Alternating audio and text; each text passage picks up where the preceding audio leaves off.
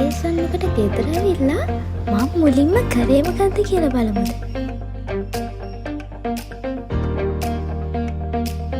ඉතින් මං ගියා චුට්ටක් ගෙදරින් එළියට ගිහින් යන්න.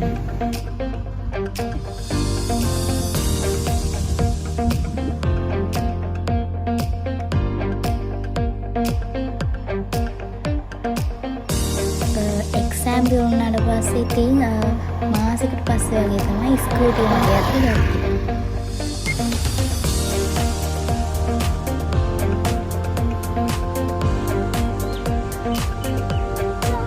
ඔන්න මගේ යාළුවෙක් එන්නයි යන්නේ. ඒ ඉන්නේ අපේ රවුඩි නංගි.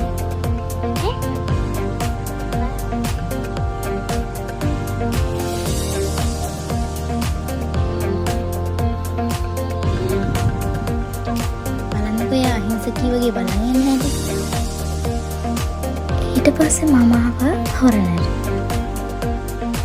හොරණට ඇවිල්ලා shopping කරන්න මම මුලින්ම ගියේ අමා shopping center එකට.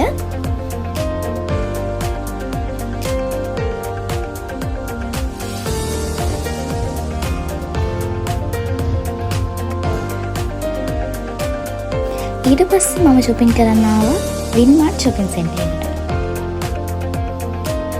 කොහෙට ගියත් ඉතින් ඕනම කෙල්ලෙක්ට නවතින්න හිතන තැනක් නෙමෙයි තියෙන්නේ.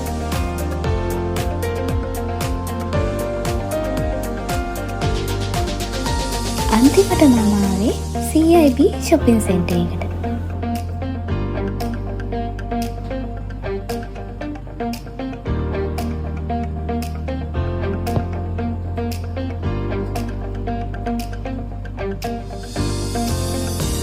මෙන්න මෙහෙම තමයි ඉතින් අද මගේ දවස ගෙවුනේ.